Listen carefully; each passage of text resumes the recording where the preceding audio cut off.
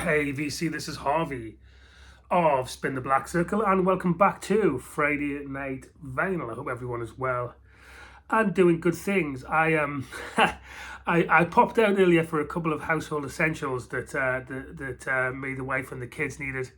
A couple of things for the kitchen, and I'm popping. I'm going to pass a couple of record stores on route, so I'll pop in and have a look. No intention to buy. I've come back with 10 albums, 2 12 inches and 4 7 inches. So I thought this would be the topic of Friday Night Vinyl. These are all purchases today. So I went to 2 record stores, Bridge 2.0 Records and Segatron, both of which are within a 3-mile radius of where I live. And this is the great thing about bricks and mortars, because in Bridge 2.0 Records, the owner there, Fred, has been talking about this chap who regularly goes in, apparently loves soul and funk even more than I do, and he's aficionado on the topic, a chap named Rob. So he happened to be in the day, and I was introduced to him. Really nice bloke, similar age to me, kind of looks like he's late 40s, early 50s. And we started spinning some tunes on the Technics deck in Bridge 2.0 Records, some funk and soul albums. And the one that really stood out for me that I bought on Rob's recommendation was this Diodato album, I think from 1974, named Prelude, jazz funk instrumental album, really good. We played the track September the 13th on the stereo in Bridge 2.0 Records. So yeah, really cool jazz funk instrumental album. And there's no way I would have even thought of trying this out if not for Rob being in the shop. So what a great recommendation.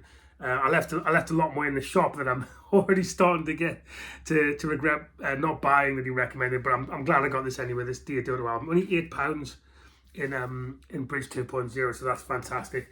Next is an album that I think was recommended by John, 6-inch pianist, and I'll probably pronounce this hopelessly wrong too, but it's by an American artist named Claudia Lena, and the LP is named Phew, Phew.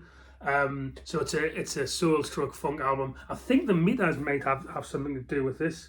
I haven't checked. The cover is absolutely shot, but the album itself is in great condition. It's on the gatefolds. It's on the Warner's green label. So that green one label tend to be great, thick early 70s pressings. So yeah, Phew by, I think it's pronounced Claudia Lena. Also bought it, Bridge 2.0 Records. So yeah, let's see if I'm pretty sure it was John, a 6-inch pianist, who recommended that. So thank you, John, if it was you. Then a soul funk classic that I'm embarrassed not to have had in my collection. So VG Plus original UK pressing of Fresh by Sly and the Family Stone. I couldn't resist that for £30. I mean, the key track on this for me, I love it, is If You Want Me to Stay. That's amazing. But Frisky's on here as well, as is that version of Que Sera Sera. And Baby's Making Babies, which is a cool track. If I remember, this has got a really cool inside sleeve on this from memory. Yeah, it has. I mean, that's shot of Sly, kind of back to his best after that tumultuous period. Right about the time of There's a Ride Going On, so probably the last bastion of great Sly and the Family Stone stuff before he started to really lose his mojo a lot after this album. So yeah, embarrassing as I say not to have that in my collection, so I thought I'd pick that up. The next is an album that I've already got, but I've bought it for a friend actually, because it was a £5 this, which is a great price for the Paisley Park Jill Jones album. So this is essentially an entire album by Prince with Jill Jones vocals on top. Well, a lot of it is anyway, and it's got the great track Mia Booker on it. So yeah, Paisley Park label, £5. You can't go wrong. I've already got it, and it looks in really good condition. It's a fantastic album. Love that original Paisley Park Prince label. So yeah, Jill Jones. I think she's still making solo albums, but this self-titled debut, I think it was a debut for Prince's Paisley Park label, picked up for a friend. So Cal, if you're watching, this album is for you. Got it for a £5. You can have it because I've already got it, and I thought, why not pass on some VCLT. Now I've really been getting into the brand new Heavies. I'd started off a few months back with the reissue of Brother Sister, which is really good, by the way. And then there was the recent RSD hip hop album that I showed last week. What's it called again? It is called Heavy Rain. That's the one. Yeah, sorry, it's in my inbox over there. So Heavy Rain by Brand New Heavies, and coincidentally, I was in Segatron. Well, I was still popping out for stuff for the kitchen, and there was Shelter by Brand New Heavies, which you very rarely see on the shelves. This is 1997, so right in that CD era. Can be quite expensive. This album looks in fantastic condition, and the big hit from this was Sometimes. But yeah, love the Brand New Heavies, and I'm really getting back into them again after those two recent albums. So Shelter by the Brand New Heavies, I thought I would grab that because you do not see this sucker often on the shelves. Let me get into some varied stuff, but starting with some kind of folk pop next. And I've been meaning to buy this for a while. It's a pretty common Gordon Lightfoot LP named Sundown, but when I've streamed this, I think it is renowned as one of his best. I mean, just great California sunshine pop music, and it's quite a great day here in Birmingham in the UK on a bank holiday weekend, so I could do with something, maybe a few beers later, chill out and listen to this great Gordon Lightfoot album. I think he's a superb songwriter, and I love that kind of California sun-blushed pop sound that he had, with a bit of substance there as well. Then a couple of really exciting ones. Actually, I've been hoping to get a hold of one of the key Vertigo Swirl label albums from the early 70s, and this is May Blitz, self-titled. Now this was £40, but it's an original pressing. It's a Spanish pressing, which seems to be quite common, that the Spanish pressing of this was is in a lot of UK stores, but immaculate looking original Vertigo Swirl. Now here then, it does not have the Vertigo Swirl inner.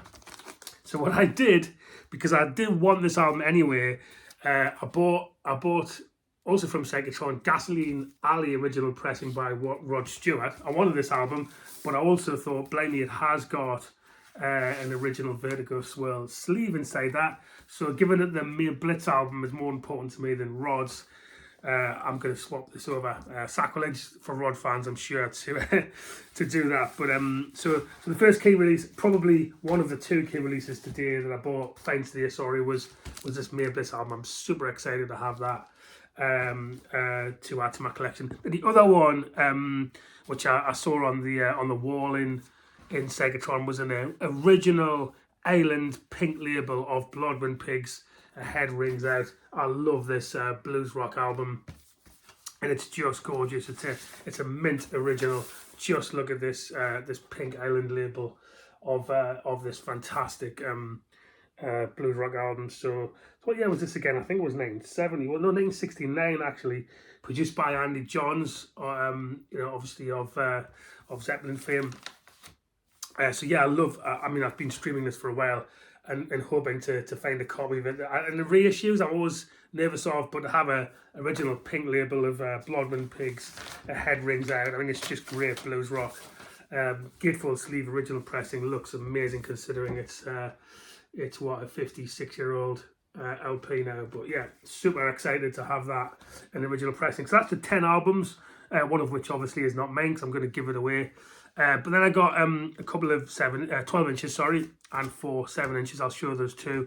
I love Angie Stone, and I must track down. She's deceased now, isn't she? I must track down certainly the Black Diamond album I'm looking for, and maybe a couple of others. But this is Life Story from the Black Diamond LP on 12 inch, which was like £1 from Segatron in really good nick. So I thought I would get hold of that, and then. I've missed an album out. I'll come back to that.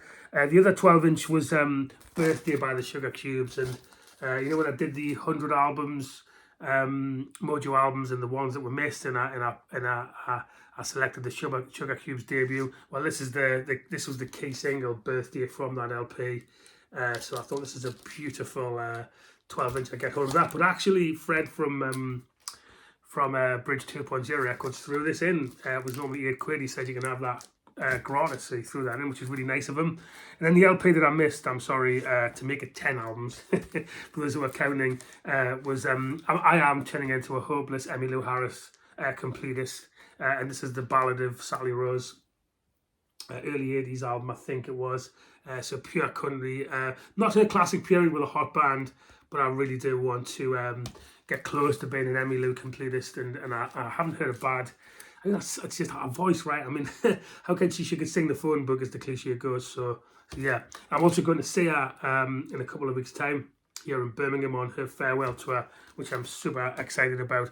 So there you go, on these 4 singles then, and I'm increasingly excited and enjoying collecting 7-inch singles, especially soul singles. I've now got 3. I should do a upload about them. I've now got 3 entire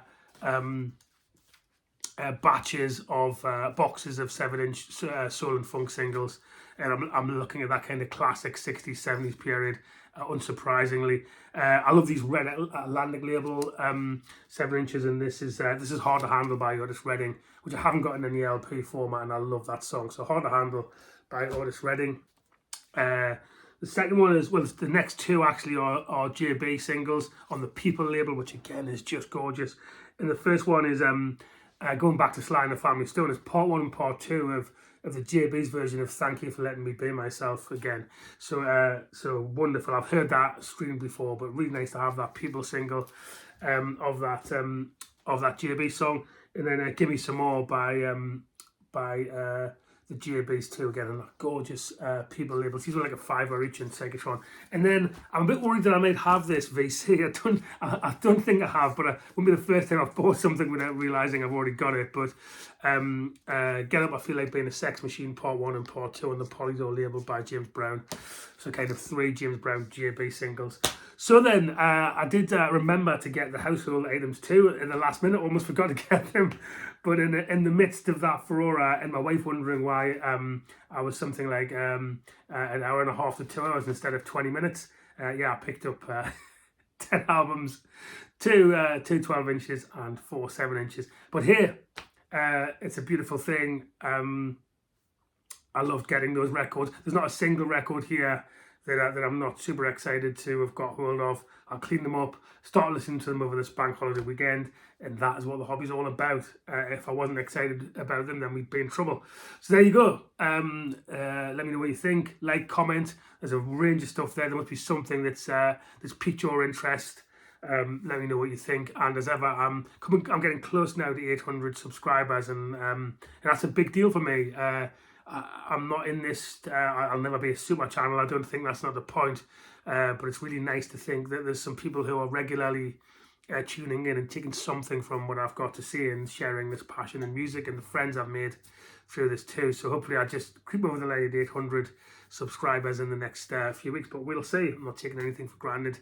So that's it. Have a good rest of weekend, VC, and I will see you soon. Peace.